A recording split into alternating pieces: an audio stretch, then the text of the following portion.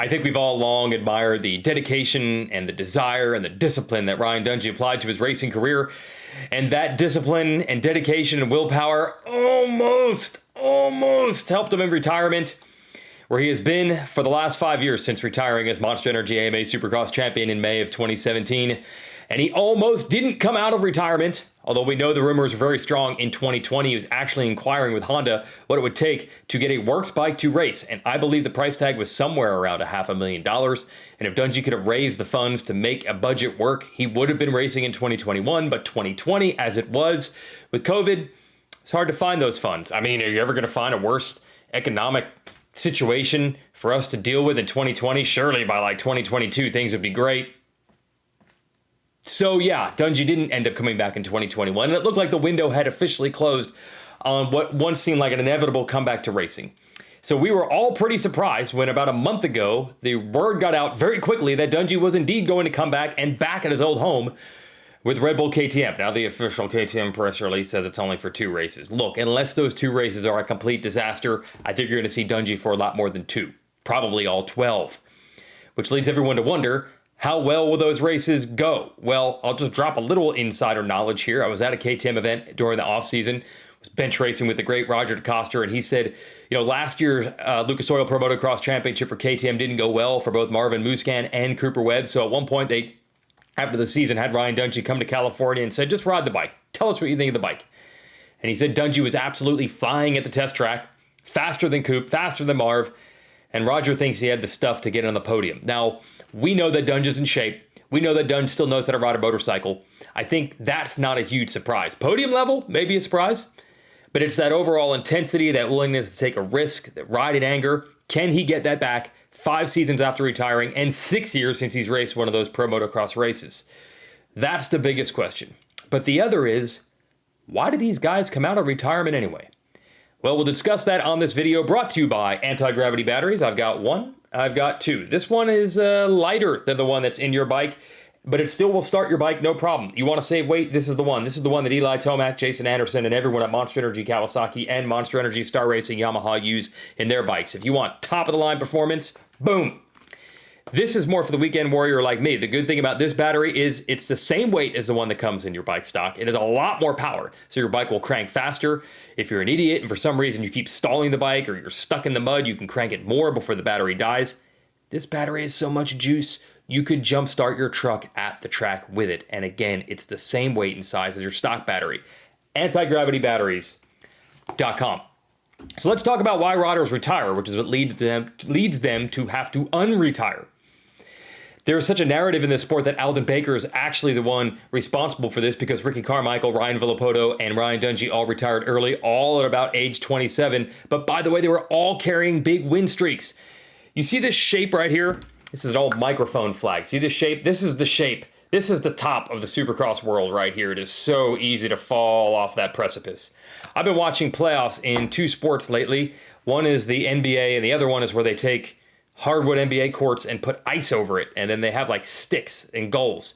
I don't even know what the sport is called, and I don't think they play it in the United States. You'd have to ask a Canadian like Mathis. But anyway, in those sports, what you'll notice is the players who used to be the best players on the teams and used to be the superstars of their sport are still playing, maybe 8 years later. Now they're role players, as they call them, and they can still contribute to the team. Maybe they're the 5th or 8th best player on the team now, but they're still collecting checks, and they're still getting to play the game they love, and you never hear these guys talk about being burnt out or being tired of going to the airport and traveling or tired of putting in the work. And trust me, most of these guys do put in the work. I know we want to put it on our shoulders and say no one is in the kind of shape and no one works as hard as motocross riders. Professional athletes, they work hard. So why do they not get burned out? Well, I think a lot of it is the very specific set of pressures that go into this sport. And again, I'm going to show you this angle right here. You see, this is an individual sport. Team sports, you can always blame the other players, the coach, the managers, the front office. Yes, the superstar players get the majority of the heat from the fans and the media, but there are other fingers that can be pointed at other people. In this sport, it's the rider that wins and loses, and they take the majority of the brunt of it. And unlike other motorsports, yes, we know the bikes are important. We saw how much better Eli Tomac got this year, moving from Kawasaki to Yamaha. The bikes help, but they never take the full blame. Lewis Hamilton has been the best Formula One driver for a long time, but he also had the best car with Mercedes AMG. This year we know the car isn't as good, and this year Hamilton's not doing as well. No one's saying Hamilton just completely sucks or he's lost it. Well, a few haters probably are, but we know the car is a factor, which you can hide behind in car racing or even MotoGP road racing. If the bike isn't there, there's nothing you can do. In motocross and supercross, we put a lot more of it on the rider. But it's really about the level of success and how it's defined in this sport. You see, Ricky Carmichael blew it for everyone, not just with the Alden Baker thing, but with the winning every race thing. And Jeremy McGrath, well, he probably started things in that direction by winning all but one race one time in a supercross season. And James Stewart had a perfect season after Carmichael did. These riders at the top have to be at the top in every race. They can't even get a fourth or a fifth or their world comes crashing down. The idea that they could take the transition, I'm going to go to the shape again, that they could transition from this to that can't be done. They can't do it. Once they've won every race, once they've won every title, they can't go all the way back to finishing fourth or fifth. How much time have we spent talking about Eli Tomac getting 3 random 7th place finishes in a season out of 29 rounds and saying he blew it and saying he crumbled under the pressure or he wasn't as good as the greats? That's the type of standard that these guys face, and they know at the moment they stop winning races, it's not going to feel the same. And I think that's just as much of a factor of them retiring as the training and the risk, which we know with dirt bike racing is probably higher than any other sport. Yeah, the role-playing veteran on a basketball team could blow out his Achilles or his ACL or his back, but he doesn't ever step onto the hardwood thinking, if I play today, my life could change for the worst, which could be the case with dirt bike racing. Let's just be honest here. So those are reasons that riders retire early, especially riders that have huge championship win streaks. I think the only thing that you could really even compare are individual sports where you can't blame the equipment like car racing. That would be, say, golf and tennis. But guess what, man? In golf, we know how difficult that sport is. Even the best players occasionally just have bad tournaments, and it's just the way it is. So no one comes down on those guys, or at least they don't come down on them as harshly as this in motocross and supercross. Tennis does seem to be the one where the number 1 ranked players are expected to win all the time. And although I am far from a tennis expert, we have definitely seen tennis players with mental struggles, mental blocks, having to somewhat retire or take long breaks. The mental game, that stress, it saps them there too. And perhaps that's the closest parallel we're going to come up with. But what is it that makes these riders want to come back after they've retired? Well, I think part of it is when you're at the very top and you're facing that kind of pressure and scrutiny. The best case scenario you think would be to do the exact opposite. The grass is greener if I could just get out of it altogether. So Villopoto goes to the woods of the Pacific Northwest and Dungey goes back to Minnesota. They get out of the moto rat race completely. They also get into some gnarly weather.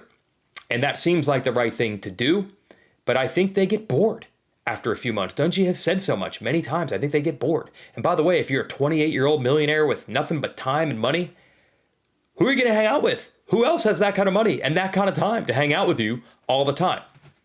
Now, I'm going to say something here. I'm speaking for myself, not for them. I'm not even paraphrasing. I'm just going to say something that no one else is willing to say. I hope I don't get canceled. Look, a lot of these guys, when they first retire, it's time to start a family. And it is very noble and it sounds very nice on paper to say, I'm going to dedicate all my time to my wife and my kids. Yes, that sounds great. And probably everyone around you will tell you that it sounds great.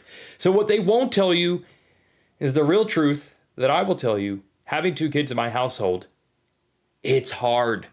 It's very, very hard. You think back to the freedom that you used to have, the things that you used to think were stressful, the directions you thought you were being pulled. Oh, it's different when you got toddlers in the house and your life is not your own anymore. You think having to sign autographs on Friday night at a dealership was tough? Please. Wouldn't it be nice to go back to the racetrack and suddenly you're signing autographs and every fan is telling you how awesome you are and they wish you would come back, and the great memories they had of watching you race, and then people around you are asking you if you want free stuff and can they make your life better? And remember those days where everyone around you is trying to help you instead of telling you what's on the honey-do list for the weekend? Yeah, I said it. I think sometimes it's cool to come back and be a superstar. And let's not forget the adrenaline void, which is both a blessing and a curse for this sport. Anyone who's ever raced motocross, including me at the local yokel level, will tell you when you go to the starting gate at a race, we call it get nervous time. The heart rate goes up before the gate even goes down. And maybe after a while, that kind of adrenaline spike and that kind of stress is something you don't want to face for a little while. But when you've felt it your whole life and you can't get it back any other way, maybe sometimes you want it back. Now, I always thought we'd see Ryan Dungey showing up at the Boston and New York Marathon and putting together incredible times and showing the world just how fit motocross riders were by participating and doing well in other sports. But apparently they just didn't fill that adrenaline void in the same way. And these guys, like the old role players on a basketball team, are only wired one way. They measure themselves with competition and the sport that they're best in, and they've done their entire life. It's worth noting that Carmichael did not head to the hinterlands and instead dove headlong into NASCAR racing to kind of get that competitive Jones out of his system and give him something to strive for every day, and he never decided to try to make a comeback to racing motocross. So here it is, everybody. Ryan Dungey is coming back. How will he do? Well, like the role player on a basketball team, I think people are stoked that Dungey's there, kind of like Tony Caroli, who said last year he was retiring, but then immediately said he'd probably do some races in America, which is what he's going to do. Yes, it would be awesome if they won. And yes, they'd probably like to win. But even if they didn't, their mere presence at the races is exciting too. And you hope that they are willing to see things like that. But all of the stops and starts to the Dungey comebacks, and DeCoster said he's asked many times to come back, and this time Roger said if you really mean it, you got to go ask the bosses in Austria in person. You got to go there in person to tell them how badly you really want to do this. For all those stops and starts, the whole thing we heard the whole time is that if Dungey were to ever come back, he wants to come back at his old level, which is a guy that can win races. He doesn't want to go from here to there. So we're going to have to deal with Dungey expecting to win. But what if he doesn't? I hope it doesn't bother him as much as it won't bother us, because the sport is better having Tony Caroli and Ryan Dungey still around getting a fifth, which is still pretty awesome, than leaving because they're afraid of getting a fifth because they think it's terrible. I'm hoping it's a soft landing for them, and they just enjoy being at the races, because we're going to enjoy having them there.